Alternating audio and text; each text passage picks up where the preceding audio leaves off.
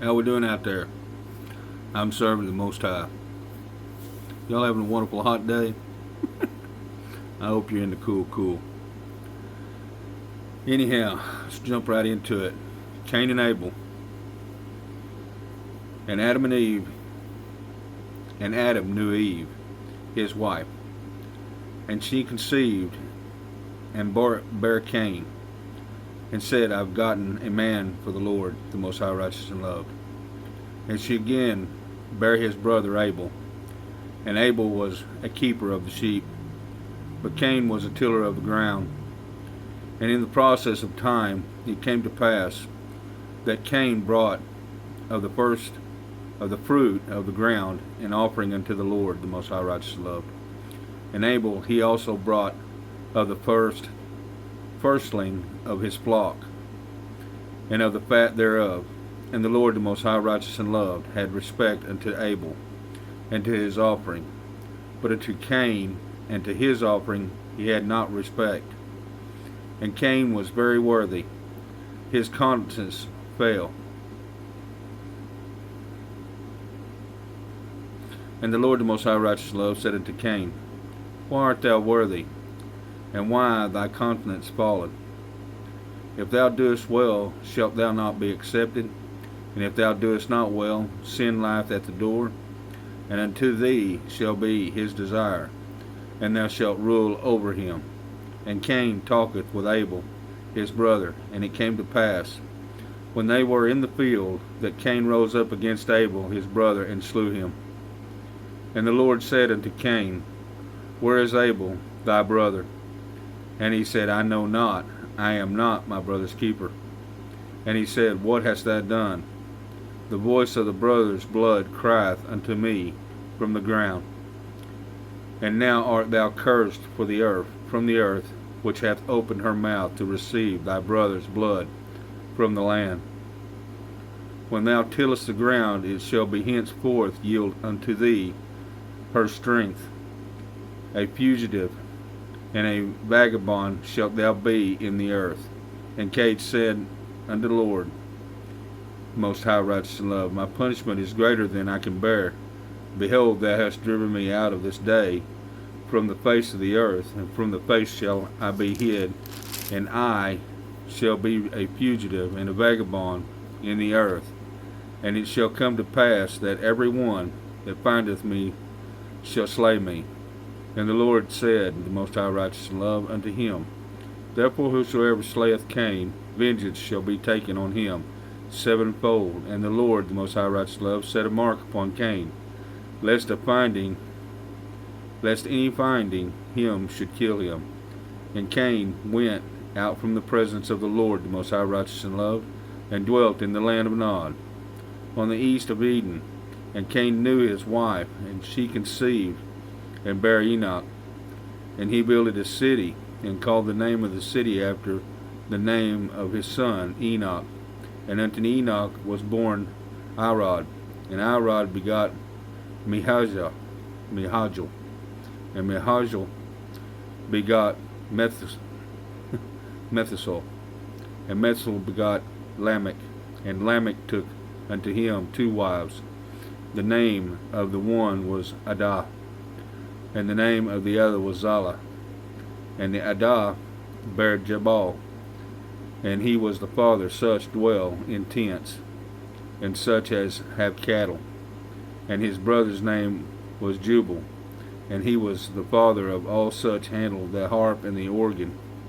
And Zallah also bare Tubal Cain, an instructor of every artificer in brass and iron. The sister of Tubal Cain was Naamah. And Lamech said unto his wife, Adah and Zallah, Hear my voice, ye wives of Lamech, hearken unto my speech. For I have slain a man to my wounding, a young man to my heart. If Cain shall be avenged sevenfold, truly Lamech 70 and 70-fold. And Adam knew his wife again, and she bare a son, and called him his name Seth. For God, the most high righteous love, said, She hath appointed me another seed instead of Abel, whom Cain slew. And to Seth, to him also there was born a son, and he called him his name Enos. Then began men to call upon the Lord, the most high righteous in love. The world that we live in at this point is the understanding that how this turns from the point of violence and hatred to one another, and the way that they perceive that is whatever you may have done in truth, because it's the thing about Cain, his confidence fell. And why? Because he got his feelings hurt, because he thought he wasn't worthy, because the father didn't dote on him. But the thing about it is that when you look inside your family, your children, you can see the one that brings you the most precious gift and the one that tries to hide something back. And you can kind of see and forecast the future how that's going to turn out to be. All you can do is bathe him in the love of the Lord, because they're going to be against you and your brother no matter what you do.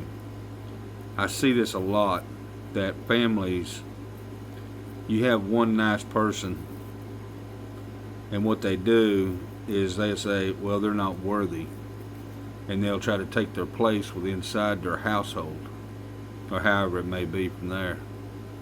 And then all the children around them usually gang up against the nice person, and they just trying to figure out why would that be. Well, it's the same here. Cain and Abel. You know, Cain become overcome with jealousy, strife, the understanding of being spun up out of his countenance. His soul should have been able to regulate it with him, but the father realized that the soul wasn't holding him back. He was going to live in the flesh no matter what it takes, because he could have brought the best of all the first fruits, but he kind of laid back, be a little lazy, and he probably only got half his crop, and he could have done more. And that's the point of understanding that when you see these things inside your household, how do you fix those things? How does this work? Do you put more pressure on them? Do you pray for them more? Do you let them get up old enough to where they destroy themselves? You know, I've seen really good women have bad seed, and they'll cultivate that seed in contention of just bowing down to that seed. Well, it's the point where you can't do that.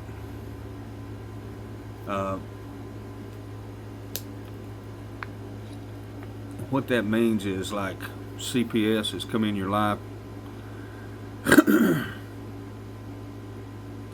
and that is the new strife. That's the new separation. And it's all in separation. Everything in every household that has a worry about, oh, this or oh, that.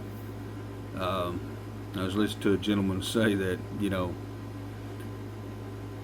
he tore the pants off of him. Oh my goodness, that's violence. No, that's spare the rod, spoil the child. But no matter what you're going to do to help them, if they keep striving against you, There's not much you can do. You just have to give it to the Lord. You pray for them and you go for it, and you just keep walking forward. And then you tell them, what do you want me to do? You know, I've done everything in the world for you. What am I going to do? Am I going to keep on pressing on in this part and keep? No, I'm not. That's what you're going to do. You get this done, you get that done, you get that done. Just keep them busy. That's the best thing to do.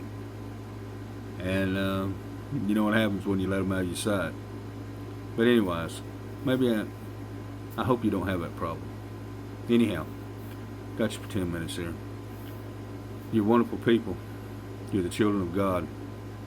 Spend time with the Father. Get your inheritance woke up. Just be wonderful people. Just help everybody you can. Anyways, keep Jesus on your lips. Nobody comes to the Father except through the Son. Anyways, I'm the servant of the Most High. Bye.